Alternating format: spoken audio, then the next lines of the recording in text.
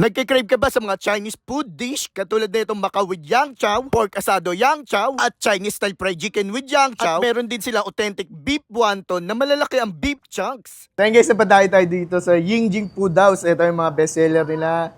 Yan, meron silang Chinese style na mga menu. May mga dim sum. Tsaka ito yung mga in-order natin. Isa sa mga bestseller nila, 4 lang muna. Yan. Dito nga sa Yingjing Food House guys, ay affordable price lang ang mga authentic Chinese food, Filipino dish, at ang kinagandaan nga dito guys ay unlimited drinks na kayo sa lahat ng menu na o-orderin nyo. Magandang gabi, Chef. Magandang gabi, sir. Anong name natin, Chef? Ako pala si Philip Ryan Nunez. Nagtatrabaho ko dito bilang kusinero dito sa Yingjing Food House. Ito na yung lechon Macau mo, sir. With yang chow, tsaka unlimited drinks na. 170 pesos lang. Oh, grabe, no? Natin, chicken with yang chow, fried rice. Oh, grabe. Ito naman yung asado with yang chow natin. Oh, grabe. Isa dito sa best seller namin dito sa Yingjing Food House. Yung grabe. Thank you, Chef. Titikman ko yung mga in-offer mo sa akin, ha? Shoutout, Chef. May shoutout ka ba?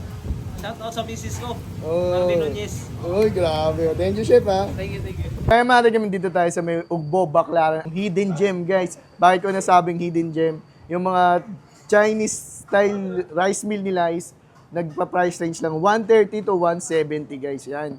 Sabay, maganda dyan. Unlimited drinks pa. Lahat ng rice meal, lahat ng menu, unlimited drinks pa. Sulit na sulit, di ba?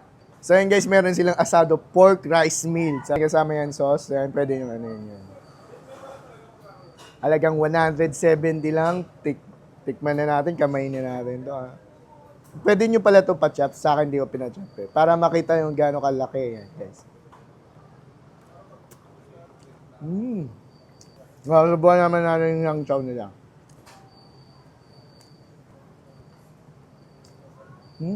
Sarap ha.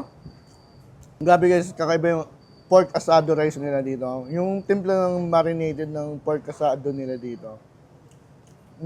Saktong-sakto lang. Sabay, pasok na pasok sa panlasa ng Pinoy. Malasang-malasa rin.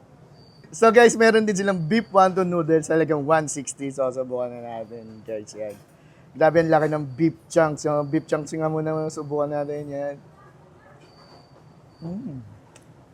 Diba yung noodles?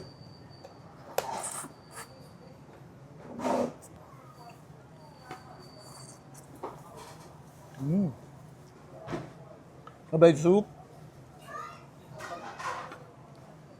Panalo.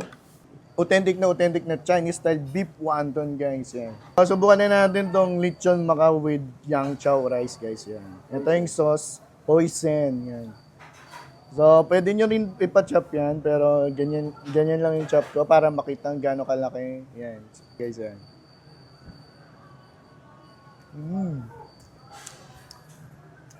So yung pinagkaiba nila parang yung spices ng pagkakaluto sabay yung sauce, nagpapa-add din ng flavor. Sabay yang chow.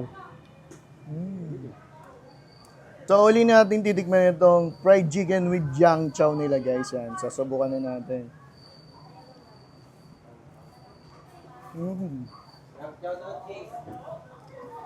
So, nawala na yung kalate, no? May kumuha kasi. Nasubukan na natin yung yang chow ulit. Yan. Grabe guys, no, yung mga rice meal nila dito, affordable price lang, sabay authentic na Chinese style yung mga hinahain sa inyo.